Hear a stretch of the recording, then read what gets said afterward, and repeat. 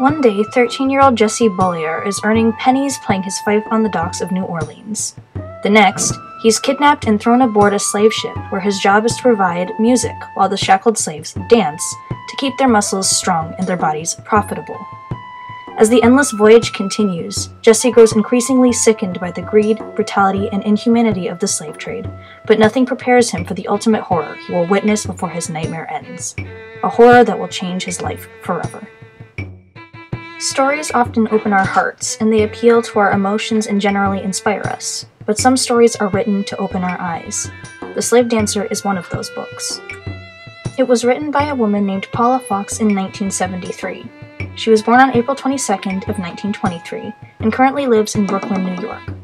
She has written several books for audiences of varying ages, including Slave Dancer, which won a John Newbery Medal. Slave Dancer itself was written in the historical fiction genre, having elements of fiction and also including elements of historic importance. Accompanying this genre are the historical, realistic, and sentimental modes. The historic mode is obviously a mode that introduces stories that cover historical topics. The Slave Dancer takes place in the early 1840s, when slavery was at its height. The realistic mode is obvious in The Slave Dancer because the realistic mode emphasizes life on Earth as we can see and understand it, with little interaction at all with the supernatural. The story focuses mostly on the human interaction, making the realistic mode the most prominent. Finally, in line with the sentimental mode, Slave Dancer arouses intense emotions. In this case, emotions of pity and horror at the events that occur during the story. In fact, the sentimental mode is what emphasizes the topic and themes of this story. The overarching topic in Slave Dancer is the horrors of slavery. It focuses on slavery, which points to the topic. This, in turn, exposes the themes in the story. Two of the major themes addressed in Slave Dancer are cruelty and human suffering. Cruelty is something that happens on many slave ships and in many historical stories mentioning them. For the masters and slavers treat the slaves horribly, like animals, and they live in misery, which in turn leads to human suffering.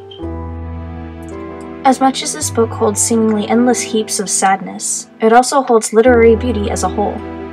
The texture in the story introduces an immersive atmosphere in the labyrinth of words woven by Fox.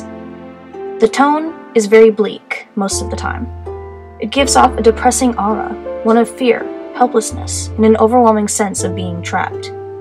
This tone is emphasized by the point of view used in this story. The book is told in first person. We see the plot unfolded from Jesse's eyes. His personal feelings and observations manipulate our understanding of the situation and highlights the tone of the book as well as the descriptive style.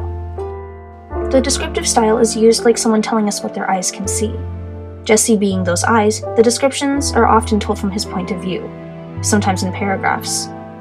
However, it is balanced between descriptions from Jesse's thoughts and descriptive dialogue between characters. Accompanying texture, we also have several elements of artistry within this story. The central focus of the story is obviously on slavery and the evils of it. Focuses on cruelty and abuse. They highlight the topic and themes of Slave Dancer. Next, probably my favorite element of artistry in the story, contrast. There are multiple examples of this. For example, Jesse's worldview beliefs against slavery versus the slaver's worldview that slavery is a profitable trade.